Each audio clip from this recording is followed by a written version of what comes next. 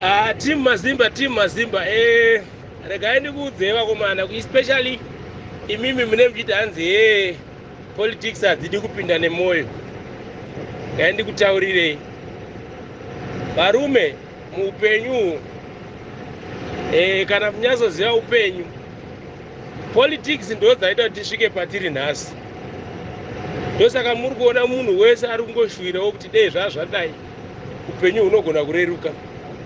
Pandikatarisa zvangu imimi mazera enyu, imimi mune mutaura zvekuti politics kupinda nemoyo, upenyu hwamunorarama tohuziva because torarama tese munzvimbo imwe chete. Totonyazozivana kutambura kwedu tese. Muchitoona takadai totonyazozviva upenyu kuti ningi upenyu hwakadai, ningi upenyu hwatozivana. Unozviona. Saka imimi musafungidzire kuti vamwe vanhu kana vachitaura nyaya idzi mofungidzira kuti mototi Hanzi kupinda nemoyo zvakazenge muchiita senge muri kuda kusvotesa kana kuti sei. Vazhinji venyu ipapa tikatarisa kuda kunyazoti titariseka. Munhu ari kutosvika 35 years usina kana mukadzi kana mwana. Hakusi kuti kuda kwako. But unotonyazoona kuti right mukadzi wacho konango ndikamutora ndinomupei. Nyange akazonzi azvara mwana wacho ndichamupei. Because iwewe wacho handiti uri kutadza kuzvichengeta.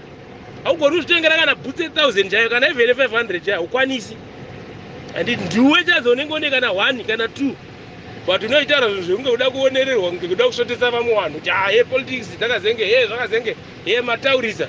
Hapana kutaurisa but chingoti zvinhu zviri kutoitika ende munhu wese ane shuviro yekuti dai zvinhu zvachinjawo pamwe upenyu hwaigona kureruka. Saka musataura kuti Hanzi politics hadzizodi kupinda nemoyo zvakazenge. Zanu yaya tikada kutarisa izvezvi yakahwina. Upenyu hwako neni tese tichangoramba tichitambura tiri muno muSouth Africa. Initori nani because mamupassport ndendinayo, iwewo passport unenge usina. Unenge uchimirira update yekuti mapurisa aenda nekupi. Saka ngatisaonererwa apa tichida kuita senge kuda kushamisira. Mukadzi chaiye hauna kana munhu wanochengeta, hauna kana mwana wanochengeta. Vanhu vanoda kuonererwa kutange kuvhaira. Uri wega chako chaupenyu kunetsa nemanakira anoita munhukadzi ndiani asingadi kugara nemukadzi. But muri mabhachura vazhinji venyu ipapa. Vanhu vanoda kutaura zvinhu zvekushamisira. Hakuzi kushamisira kutaura zvisina zvekusapota zanu. Ende hakuzi kufinhirawo munhu kusapota zanu nemaomerero akaitawo vanhu neupenyu panguva ino. Ndiani asiri kuziva kuti upenyu hwakaoma. Ndopapa todzokera kumashure totaura kuti hapana, musafungidzire kuti kuya kuSouth Africa kwamakaita wanga uri mukana inhamo. Because vazhinji makajamba mabhodha mukaenda kwana Mai Maria uko. Makauya nemvura vazhinji venyu, hapana akadhindisa passport.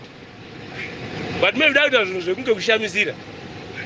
Ngationesane upenyu hwako mana, dzidzai kutsvaga zvinhu zvakanaka in life.